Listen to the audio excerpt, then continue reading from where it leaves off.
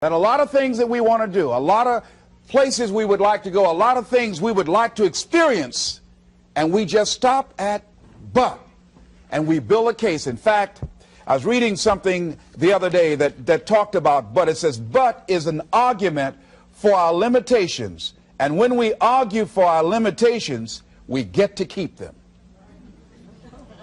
See, but will cause you to procrastinate, but will cause you to hide out behind fear, but will cause you to come up with all type of excuses that you can validate your inaction and not acting on your dream. And right now, more than ever, people need to look for ways to live their dream. People need to look for ways to make it on their own. There is no such thing as job security. There's no such thing as a storm-proof or tragic-proof life. There are no guarantees today, ladies and gentlemen. The illusion is gone. There was a time when we graduated from high school, you were told, go to college and get out, and you go and work for a corporation for 30 or 40 years, they'll give you a gold watch, and you'll retire.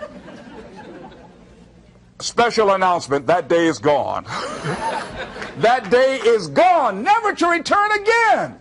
So instead of people living in fear, feeling stressed out, feeling powerless, feeling like victims, I think it should be a time that we need to begin to look at ways that we can become an active force in our own lives. Look at ways when we can decide to take charge of our own destiny. Look at ways when we can decide to design a life of substance and begin to truly live our dreams.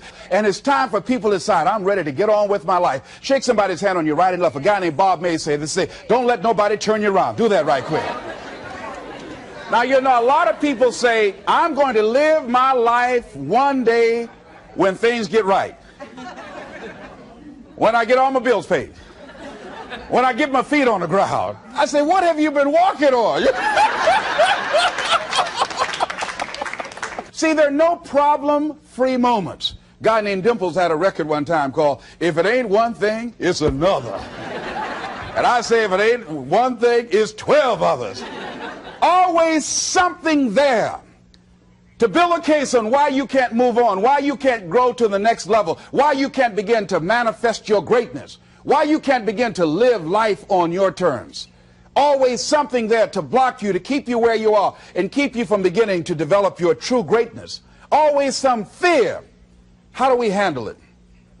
And I'm saying that if you've been hiding out behind but, if you've been using the fact that you don't have enough money or you don't have the education, take it head on. Go get the education. I was saying to a guy the other day who was saying, I said, how old are you? He says, 47 years old. I said, your sister tell me that you can't read. He said, that's right. I said, why? Well, you know, I didn't go to school. I said, excuse me, how old are you? I'm 47. 47? Yes. And you can't read or write? Yes.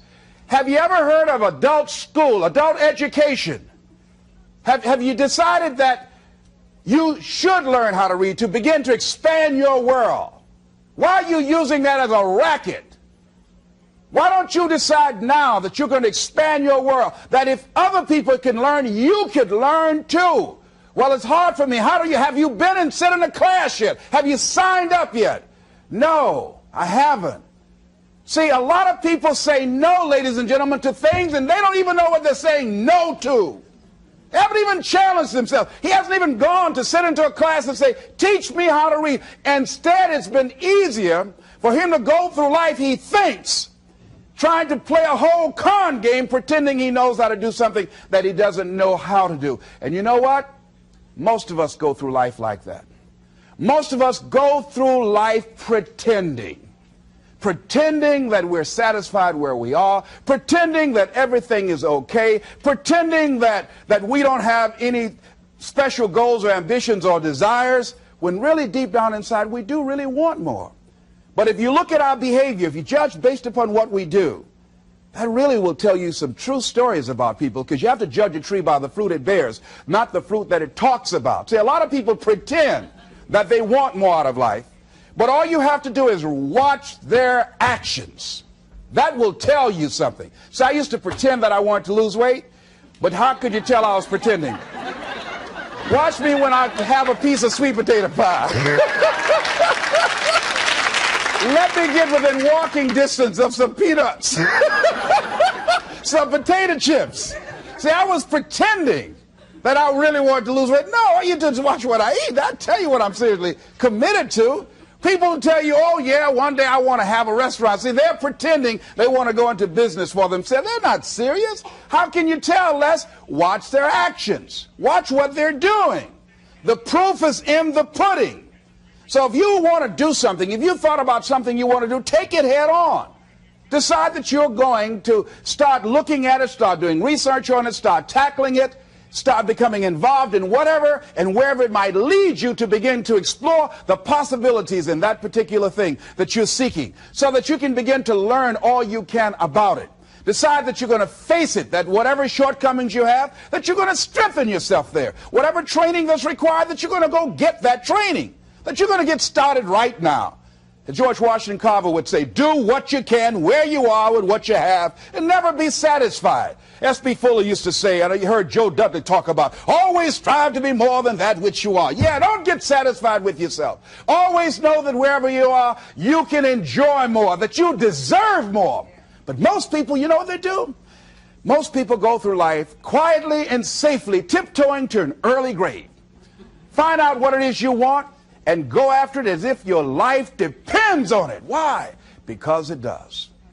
People that have found their passion, people that found the things that they love, people that have found the things that they can pour their lives into, those people live longer. I was in New York and I had to do a seminar at a special church, and a guy by the name of Reverend Johnny Youngblood.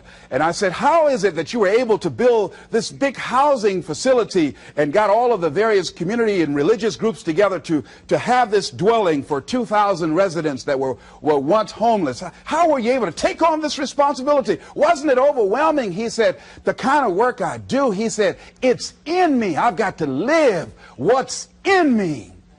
And I think that's everybody's desire in life. You've got to live what's in you. Life is just too short and unpredictable. But what do we say? But there'll always be tomorrow. Oh, no. There's no guarantees you're going to show up tomorrow. There are a lot of people who were here yesterday that they're not here today. There are a lot of opportunities that were around yesterday. They're not here today. Oh, you can wait, but you know what Abraham Lincoln said? Well, good things might come to those who wait, but only the things that have been left over by those who hustle. So who want to go through life picking up leftovers? You deserve much more than that. The leftovers is somebody's left you. So take it head on, begin to explore. Here's something else. Decide to do it now. Decide whatever you want to do, that you are now going to become actively involved right now, exploring the possibilities for you. That you're going to look at it and do just a little bit of it right now. When I decided to become a speaker, I didn't just quit my job and just ran out and say, I'm a motivational speaker. No. What I did was I decided to start looking at other people that were involved in the speaking profession. I volunteered to work with some speakers so that I could learn. Whatever you want to do, get your feet wet. Gain some experience doing some volunteer work in the area and find out whether or not this thing you want to do will fit for you. A friend of mine told me he wanted to have a restaurant. I said, have you ever operated a restaurant before? He said, no. I said, well, really, you don't even know if you want one. I said, what's your expertise? What do you bring to the table? He said, I can cook real good. I said, well, what about the management side? What about the business part of the restaurant? You're not going to be cooking all the time. Somebody's got to receive the money. Who's going to manage the personnel? He said, you got it right. You got a point there. So this guy got a job in a restaurant in the evening time on a part-time basis. After doing that for a while, he said, you know what? I think I just want to be a chef. He said, after working there, people didn't show up to work. He said, it's hard to find the help. People weren't responsible. The headaches, the guests were just giving him problems day in and day out. They weren't ever satisfied. He said, no, I just think I'll stick to cooking. See, you got to find out what fits for you. Because you might decide that after you go up in there and examine it and experience it and get some experience under your belt on it, well, you say, this is really not what I want. This does not fit for me. So decide that you're going to do that. Now, John H. Johnson said something that's very important. He said, there's no defense against an excellence that meets a pressing public need. See, whatever you decide to do, look at it and find out what is it that I have that I could bring to the table that can begin to enable me to ensure that I could be successful in this. Where is the opening for you? There's room for you out here. Out here in the arena called life, there's room for you to come out and live your dream. Don't allow but to keep you in the corner or keep you up in the bleachers looking at life, being a spectator, not being a participant, making a difference in life. I believe that all of us came here with something. All of us showed up to give something, and that nobody's going to give that service that you have to give. No one's going to produce your product. No one's going to write your book. No one's going to open your academy. No one's going to begin to create your daycare with a special curriculum to help to cultivate the high self-esteem in our children. That's your idea. And if you don't bring your idea out here, when you die, all of us will suffer because we've been deprived of your genius because you allowed but to keep you in the bleachers and not pursuing your greatness. You take it to your grave with you. And that's what most people do. I think that's why the guy said that many people die at age 21 and don't get buried until they're 65. They're walking dead. You can tell them by the way they walk. How they look in the face. When they speak to you. I was giving a speech in this high school, and a lady came after school. She said, "Mr. Brown, I want to talk to you about my son." I said, "What is it?" She said, "He's not motivated." I said, "I wonder why." You got to have energy, ladies and gentlemen. You got to have life. If you're excited about what you're doing, even in the area of selling, you know people don't buy because of logical reasoning. People buy because of your way of feeling. People don't like to be around dead people. No, let the dead bury the dead. No, keep them away from you before they grab you and want to hold on to you or something. So the fact that whatever you do, you want to be excited about it. You want to have the kind of excitement that is so contagious that people want to be around you. Because whatever you're doing, whatever you talk to people about, this particular idea that you have, they're looking at you and they want to know, do you believe it? And are you the kind of person they want to be in business with? And if you're not positive, if you're not energetic, if you're not fired up about it, how can you expect anybody else to be fired up about your idea? Am I right? All right, repeat after me, please. I'm going to be fired up about my dream. I'm going to go at it with everything I got. Shake somebody's hand on your right and left and say, "You got what it takes." There are a lot of people who say, "But I tried once or twice and it didn't work out." And so they use that as an excuse not to ever come out again. Guy said, if at first you don't succeed, you're running about average. So if you have come out here with an idea and it didn't work out 2 or 3 times, well, that's all right. You're running about average. You know, I heard something, a jarring question. It says, why is it that people prefer known hells to unknown heavens? You know why? Because it's comfortable, ladies and gentlemen. I remember I was in a service once, and I heard Dr. Johnny Coleman give this example. She talked about a man who had been captured behind the enemy lines in a war and was sentenced to be killed or another option. The captain said to the guy, "Listen," he said, "tomorrow morning at 6 o'clock you can face the firing squad, or you can go out this door over here." And the guy said, "What's out the door?" He said, "No one knows. All we can tell you is just unknown horrors." He thought, and the next morning he selected the firing squad. After the shots rang out, the captain's secretary said, "What's beyond that door?" And he said, "Freedom." But very few people would select to do it because it's unknown. See, a lot of people never live their dreams. A lot of people never do the things they want to do. A lot of people stay on jobs where they're miserable. I read an article called, "Is Your Job Making You Sick?" A lot of people, some of y'all know about that already here. So go on and say amen. It's all right. That one lady told me, she said, Les, when I used to go to work, she said, when I stepped in the door, it felt like a refrigerator dropped on my shoulders. How many of y'all understand that kind of feeling? They were miserable, just hated to go after 60 minutes on Sunday afternoon. Or come Monday morning, my head used to throb. I just couldn't take it. Didn't want to go sometimes just for the heck of it. I just drive on by. I used to hate to go to work. Many of us choose an active living death. Many of us are walking dead. The walking dead. That we're not doing what we want to do. Many of us stay in relationships where we're dying together rather than growing and expanding and living together. We're miserable, but because we don't have the courage to see ourselves beyond that relationship that has turned toxic, we go through life living dead people. And then you can always tell couples that have been together for a little while. Go in a restaurant, the ones sitting side by side, giggling and talking to each other, feeding each other with their fork and spoon, they just got together for 1 week. You see them in the car, they're sitting all up each other, hugging and slugging. Oh, they've been together about 3 days, all right? But if you see people sitting in a restaurant, see a couple, and they're sitting in front of each other. Takes so long for this food, I wonder when they're going to hurry up. Those are the married ones.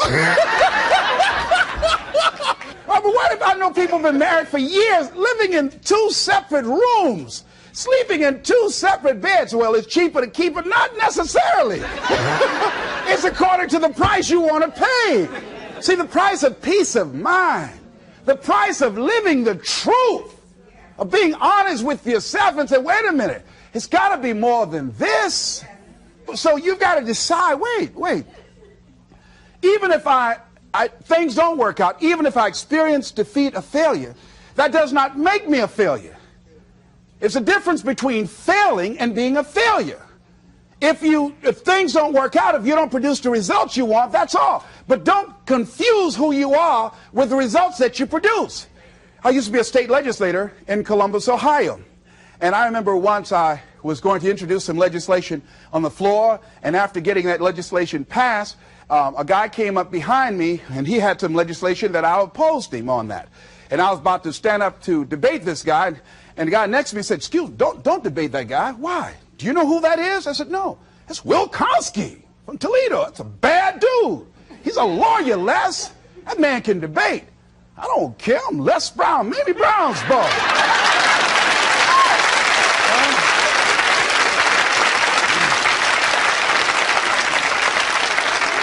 So I raised my hand, Mr. Speaker. He said, the gentleman from the 29th House District? I said, yes, sir. To tell the gentleman I'd like to take him on. Challenge him on this legislation. He said, Will Konsky said, I would more than like to, Mr. Speaker. Everybody would say, whoa. I asked him some questions. He responded. I say, I wonder why I asked that man that question. Will Konsky wore me out. I mean, I was so embarrassed, I just limped back to my room with my yes, I can attitude. However, here's what I learned. When you win, see, if I win a debate, I win because of what I know. When I lose because what I don't know. So I had to check out, what is it that I did not know? I wasn't prepared. I did not do enough research. I did not do my homework. So he handled me like he wanted to.